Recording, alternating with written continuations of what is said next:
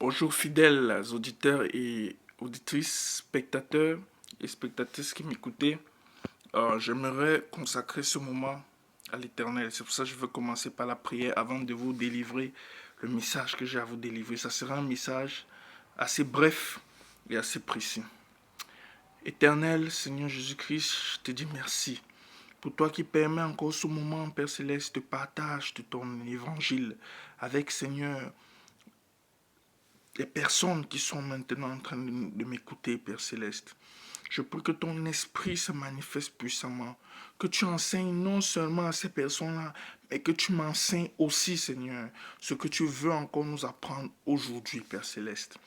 Reçois toute la gloire et l'honneur, reçois la majesté.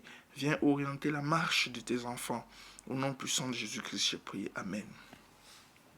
Aujourd'hui, j'aimerais vous parler d'un thème que j'ai intitulé l'orientation. En réalité, j'aimerais vous dire que nous entrons chaque fois dans l'éternité quand nous sommes dans la présence de Dieu. Lorsque nous sommes dans la présence de Dieu, nous sommes dans ce qu'on appelle déjà l'éternité. Et c'est cela que le diable, Lucifer, combat encore aujourd'hui. Il ne veut pas que nous entrions dans l'éternité. Il veut nous empêcher d'entrer dans cette éternité-là. Et cette éternité, c'est quoi? C'est non seulement l'éternité qui nous a été promise en Jésus-Christ, mais c'est chaque fois, c'est-à-dire la vie éternelle, mais c'est chaque fois que nous entrons dans la présence de Dieu que nous sommes dans l'éternité. Parce que l'éternité, nous serons avec Dieu. Et lorsque nous sommes dans la présence de Dieu ici, nous sommes déjà dans l'éternité ici-bas, en dehors de la vie éternelle, qui sera une vie d'éternité avec notre Dieu et Sauveur Jésus-Christ.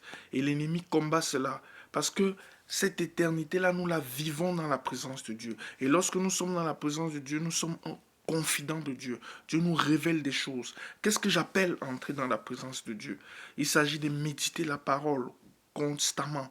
Il s'agit d'avoir une vie de prière assez bien fournie, une vie de prière quotidienne. Lorsque nous allons sur YouTube, qui est un réseau social, que faisons-nous? D'écouter des messages, des prédications, encore et encore. C'est ça, être dans la présence de Dieu. Et quand nous sommes dans cette présence-là, nous ne pouvons pas manquer les révélations de Dieu. Dieu se révèle à nous parce que nous recherchons ce Dieu. Il est question de notre disposition de cœur. Nous devons être disposés à rechercher ce Dieu-là. Et l'ennemi combat cela. Et lorsque nous faisons tout cela, nous devenons dépendants de Dieu. Totalement dépendants de Dieu. Nous savons que notre Dieu est au contrôle parce que nous sommes dans sa présence. Il nous révèle des choses pour notre vie. Et des choses capitales pour notre vie, Dieu nous révèle. Nous ne sommes pas dépendants de qui que ce soit, pas d'un homme, mais de Dieu. Lorsque nous sommes dans sa présence de cette manière-là, et Dieu nous révèle des choses.